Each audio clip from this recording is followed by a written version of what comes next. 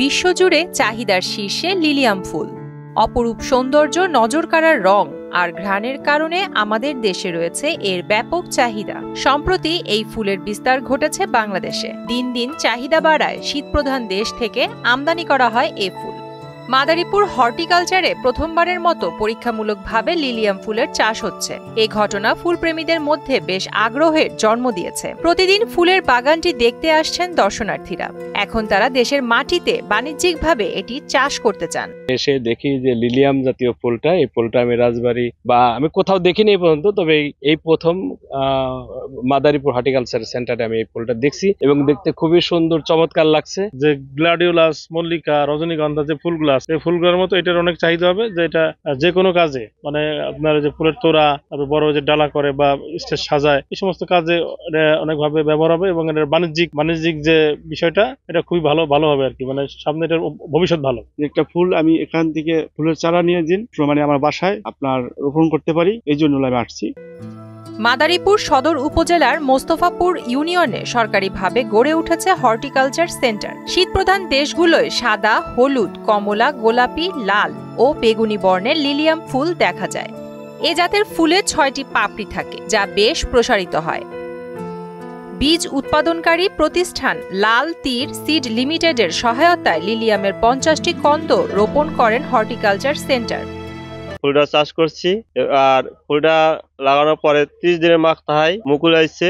এখন 60 দিন হয়ে গেছে, ফুল পুরোপুরিটা ফুটে গেছে, খুব সুন্দর লাগে। প্রায় 2% জমির ওপর 1 ফুট দূরত্বের মধ্যে সারিবদ্ধভাবে লিলিয়াম রোপণ করা হয়েছে। পলিনেট হাউসের মধ্যে উন্নত মানের ইউভি পলি ও শেড নেট রঙের লিলিয়াম ফুল ফুটে আছে। প্রতিটি ফুলে 6টি পাপড়ি, আবার অনেক গাছে 20 ফুল ফোটার অপেক্ষায় রয়েছে। সুদবিহীন ব্যাংকিং এ আত্মশুদ্ধির পথ এনআরবিসি ব্যাংকের ইসলামিক ব্যাংকিং আল আমিন। এই ফুল দেখে চাষ করার আগ্রহী বাড়ছে দর্শনার্থী ও কৃষকের মাঝে। হর্টিকালচার পার্কে ঘুরতে আসছি ফ্যামিলির সাথে। এটা নতুন একটা বিদেশ ফুল দেখে আমার খুবই ভালো লাগছে, ফ্যামিলির সবাই খুব এনজয় করেছে। ফুল দেখে তুমি কেমন লাগছে বলো তো? অনেক বেশি ভালো লাগছে। তো আমরা চাই মাদারীপুরে আরো এরকম ব্যতিক্রম কিছু হোক। মাদারীপুরে তেমন বিনোদনের তেমন কোনো কেন্দ্র নেই। নেদারল্যান্ড থেকে তারা লিলিয়াম ফুলের বাল্ব আমদানি করেন। দেশে বিদেশে লিলিয়ামের ব্যাপক চাহিদা রয়েছে। ফুল বিক্রির জন্য লাল তীরের পক্ষ থেকে সকল নার্সারিতে 50টি করে বাল্ব দেওয়া হচ্ছে।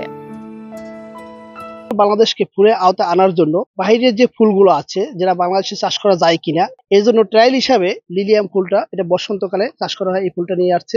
এখানে প্রত্যেকটা হর্টিকালচারে ডেমো হিসেবে ভাল্ব 50টা করে ভাল্ব 3টে জাত দিচ্ছি আমরা।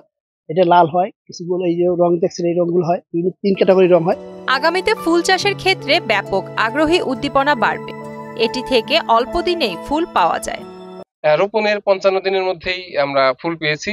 এটা বিভিন্ন দর্শনার্থী এবং কাঠফ্লাওয়ার যারা চাষ করে অথবা যারা এখানে ফুলের যে ব্যবসায়ী, তাদের মধ্যে ব্যাপক সাড়া ফেলেছে। যদি বীজের দাম কমে তাহলে দ্রুত এটা কৃষকদের মধ্যে জনপ্রিয়তা অর্জন করবে এবং এটা চাষাবাদ করার জন্য তারা মানে সুযোগ পাবে। এই ফুল বাণিজ্যিকভাবে চাষ করতে পারলে দেশের অর্থনৈতিক উন্নয়ন হবে বলে মনে করেন সচেতন নাগরিকরা। প্রিয়াঙ্কা নিতু, মোহনা ডিজিটাল।